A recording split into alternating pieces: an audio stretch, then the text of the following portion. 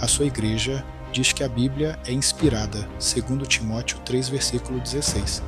A própria Bíblia exige que não existam interpretações particulares ou invenções teológicas, segundo Pedro, no versículo 20.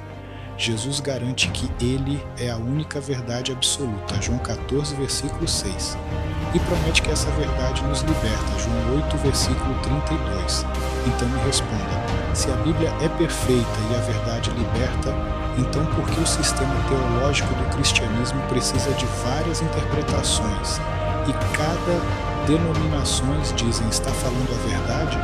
Porque não existe um consenso, já que a fonte da verdade é Jesus e a própria Bíblia. Eu me chamo Heraldo Santos e você está no canal A Bíblia Pode Ser Investigada? Uma análise crítica. Sejam todos bem-vindos.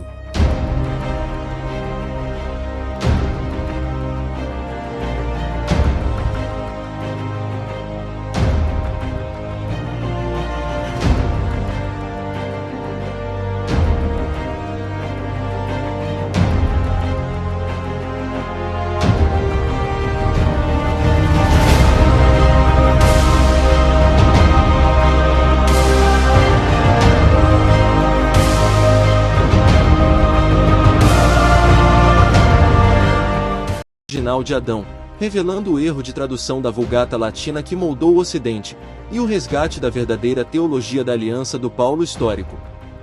A sua igreja diz que a Bíblia é inspirada, segundo 2 Timóteo, capítulo 3, versículo 16. A própria Bíblia exige que não existam interpretações particulares ou invenções teológicas, segundo 2 Pedro, capítulo 1, versículo 20. Jesus garante que Ele é a única verdade absoluta em João 14, versículo 6, e promete que essa verdade nos liberta, em João 8, versículo 32.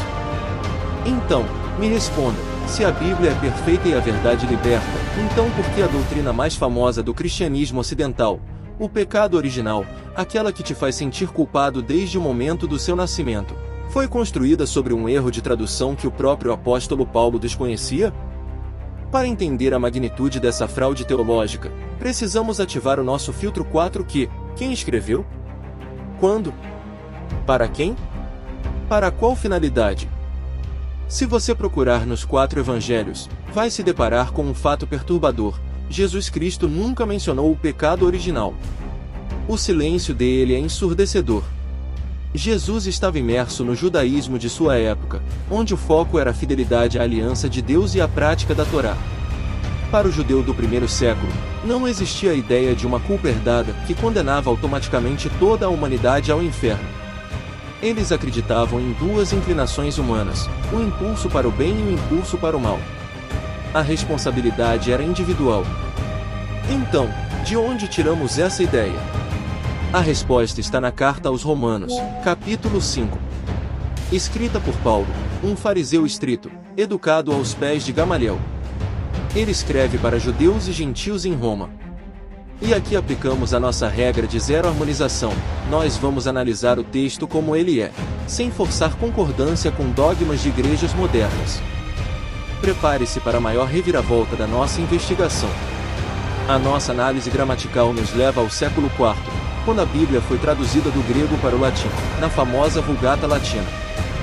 No texto grego original de Romanos 5, versículo 12, Paulo explica como a morte entrou no mundo.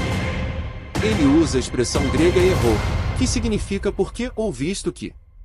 Preste atenção. Paulo escreveu, a morte passou a todos os homens, porque todos pecaram. Ele está dizendo que você morre por causa das suas próprias escolhas. Paulo mantém a responsabilidade humana intacta. Mas a Vulgata Latina errou. Eles traduziram errou para o latim quo, que significa no qual.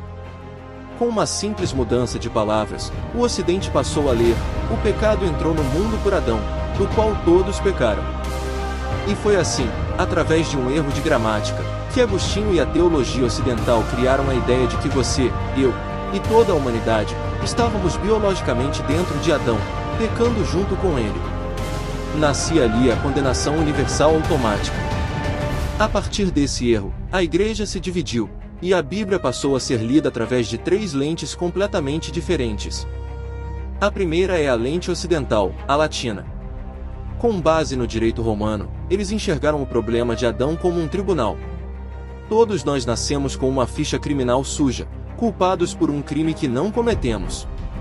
Sob essa lente, Deus é o juiz irado que exige uma punição, e Jesus vem para pagar a nossa fiança jurídica.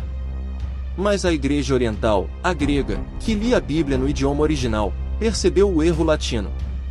Eles rejeitaram o tribunal e construíram a lente oriental. Para eles, o problema de Adão não era jurídico, era terapêutico. Era um hospital. A humanidade não herdou a culpa de Adão, herdou a sua doença, a mortalidade. O grande inimigo não é o inferno automático, é a morte. E Jesus não veio pagar uma dívida, ele veio como médico, para curar a nossa natureza corrompida. Ambas as visões dominaram o mundo. Mas e a terceira lente? A lente do Paulo de Gamaliel? Paulo não pensava como um advogado romano, nem como um filósofo grego. Ele pensava em termos de aliança. Sendo fariseu, ele tinha um problema para resolver. Se a salvação vem pelo Messias, onde ficam os gentios que não têm a lei de Moisés?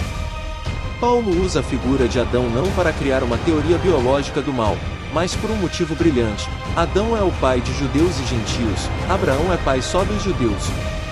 Paulo usa Adão para provar que a mortalidade atinge a todos nós, nivelando a humanidade. E se o problema é universal, a solução judaica, Jesus Cristo, também precisa abraçar todas as nações. É aqui que usamos a Bíblia contra ela mesma para desconstruir o que te ensinaram. Se a teologia ocidental errou, e não existe uma culpa herdada que te manda para o inferno ao nascer, toda a nossa estrutura religiosa precisa ser reavaliada. Se mudarmos a causa do problema, o remédio também muda. Pense na salvação pelo sangue de Cristo. No ocidente jurídico, o sangue é o pagamento de uma multa a um Deus furioso. Mas no contexto original da Torá, no livro de Levítico, o sangue não compra Deus, o sangue purifica o que foi corrompido. A morte de Jesus é o ato supremo de fidelidade que liberta a humanidade do poder da morte. Pense no perdão. Não é mais o cancelamento de uma dívida invisível que você contraiu por nascer humano. Perdão é restauração de relacionamento. É Deus capacitando o homem fraco, através do Espírito Santo, para cumprir os padrões de justiça que sozinho ele não conseguiria. E o juízo final? O Ocidente transformou o Apocalipse num filme de terror cósmico, onde Jesus volta com sangue nos olhos para destruir um mundo corrompido. Mas o Paulo histórico escreveu em Romanos 8 que a criação aguarda a sua redenção. O juízo na mentalidade de Gamaliel é a justiça protetora. Deus não destrói a terra, ele remove o mal, a opressão e a morte de uma vez por todas, unindo os céus e a terra curada. O cristianismo não foi chamado para ser uma religião baseada no medo de um tribunal divino e na fuga do inferno.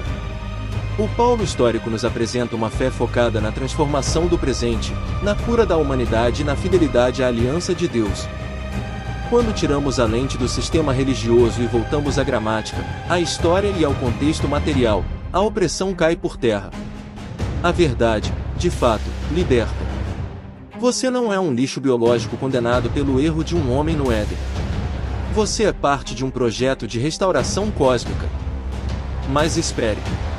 Se o texto original destrói a ideia de uma culpa biológica, se nós não nascemos condenados ao inferno por causa de Adão, então responda a si mesmo. Por que, até os dias de hoje, grandes igrejas realizam o batismo de recém-nascidos? O que, exatamente, eles estão tentando lavar com aquela água? Esse é o nosso próximo alvo. A Bíblia continua em teste. Até o próximo capítulo. Aqui no canal não buscamos agradar ou ofender, buscamos entender os fatos, questionar os mitos e abrir espaço para o pensamento crítico. Esse canal não te dá certezas, ele te ajuda a fazer as perguntas certas. Se gostou do vídeo, curta e se inscreva no canal para mais reflexões críticas das narrativas da Bíblia. Eu me chamo Heraldo Santos, obrigado por assistir mais um vídeo no canal A Bíblia Pode Ser Investigada, uma análise crítica. E você, vai continuar defendendo a teologia? Ou tem coragem de buscar a história? Deixe seu comentário e compartilhe este vídeo. e até o próximo episódio.